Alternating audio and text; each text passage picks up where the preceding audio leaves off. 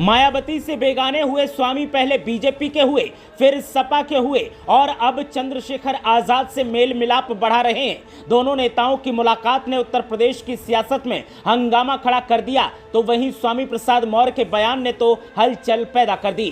चंद्रशेखर आजाद से स्वामी प्रसाद की मुलाकात ने बढ़ा दिया सियासी पारा। क्या एक नया गठबंधन उत्तर प्रदेश में हो रहा है तैयार, या फिर मायावती के वोट बैंक पर डाका डालने की हो रही तैयारी? ये तस्वीरें और दोस्ती का ये नया रिश्ता क्या कहलाता है, लोगों ने पूछा। मुलाकात के बाद स्वामी प्रसाद मौर्य ने की एक निजी चैनल से बात, और बातों बातों में जो कहा उसने हंगामा खड़ा कर दिया। अगर दोनों नेताओं का गठजोड़ होता है तो देखिए 2027 में क्या होगी यूपी की तस्वीर, और किसे होगा नफा और किसे नुकसान। उत्तर प्रदेश की सियासी फजाओं में नए गठबंधन की दस्तक सुनने को मिल रही है, और इस दस्तक को तब से महसूस किया जा रहा है जब से स्वामी प्रसाद मौर्य और चंद्रशेखर आजाद की मुलाकात की तस्वीरें सामने आई हैं। स्वामी प्रसाद मौर्य जो कभी बीएसपी में रहे और मंत्री रहे, उसके बाद बीजेपी में आए, मंत्री रहे, और उसके बाद समाजवादी पार्टी में आए और विवादों से घिर गए। विवादों से घिरने के बाद समाजवादी पार्टी से भी अलग हो गए और अब अपनी एक नई अलग पार्टी बना ली है। स्वामी प्रसाद मौर्य पंचायत चुनावों के मद्देनजर और 2027 के विधानसभा चुनावों के मद्देनजर अपनी सियासी मजबूती को परख रहे हैं, और इसी सियासी मजबूती को परखने के चक्कर में उन्होंने चंद्रशेखर आजाद से मुलाकात की, जो आजाद समाज पार्टी काशीराम के राष्ट्रीय अध्यक्ष हैं, फाउंडर हैं और नगीना से सांसद हैं। चंद्रशेखर आजाद और स्वामी प्रसाद मौर्य की इन मुलाकातों ने कई सवाल खड़े कर दिए हैं, और सवाल यह खड़ा होता है सबसे पहले कि अगर चंद्रशेखर आजाद और स्वामी प्रसाद मौर्य 2027 विधानसभा चुनावों में या फिर पंचायत चुनावों में एक साथ मिलकर चुनाव लड़ते हैं तो किसका नुकसान करेंगे और किसका फायदा करवाएंगे।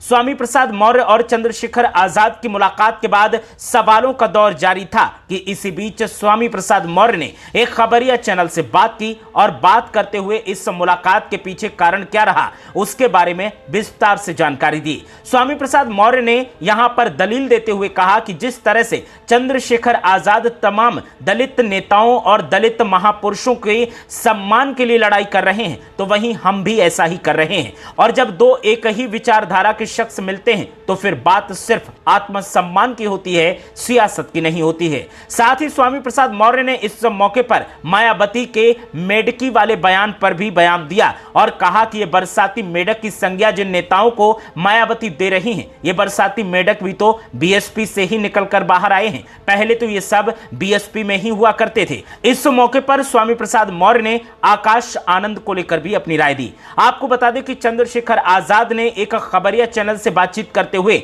आकाश आनंद को अपरिपक्व कहा था। साथ ही आकाश आनंद का अपमान करने का आरोप बहन जी मायावती पर लगाया था। साथ ही कहा था कि आकाश आनंद अभी परिपक्व नेता नहीं है। स्वामी प्रसाद मौर्य ने भी इस पर मोहर लगाई और कहा कि अभी उन्हें सीखने के लिए बहुत वक्त चाहिए। स्वामी प्रसाद मौर्य और चंद्रशेखर आजाद की मुलाकात के बाद उत्तर प्रदेश की सियासत में कयासों का दौर जारी है, और दावा किया जा रहा है कि अगर दोनों का गठजोड़ होता है तो सबसे ज्यादा नुकसान बीएसपी का होगा।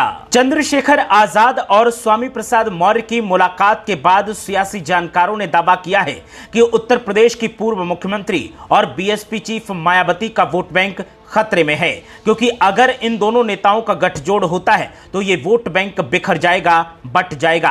पहले से ही समाजवादी पार्टी दलित वोट बैंक पर डाका डालने की कोशिश कर रही है। बीजेपी भी कुछ वोट बैंक पर अपनी दावेदारी ठोकती है, और ऐसे में चंद्रशेखर आजाद और स्वामी प्रसाद मौर्य अगर एक साथ आते हैं तो फिर मायावती का रहा सहा वोट बैंक भी, कोर वोटर भी इस गठबंधन के साथ चला जाएगा, और इससे बीएसपी का बहुत बड़ा नुकसान होगा।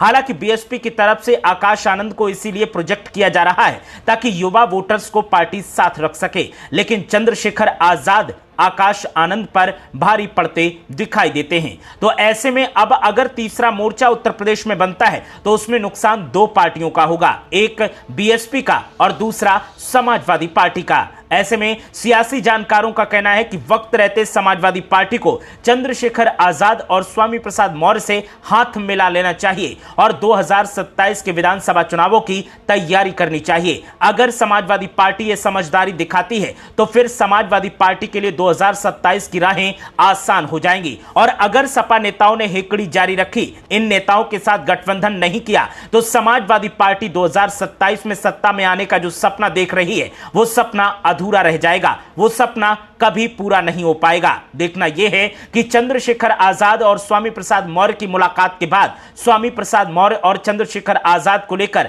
अखिलेश यादव क्या फैसला लेते हैं। क्या सियासी जानकारों की जो राय है उस पर अमल किया जाता है या फिर एकला चलो की राह पर जिस तरह से अखिलेश यादव चल रहे हैं उसी तरीके से 2027 की राहों में भी आगे बढ़ते हैं।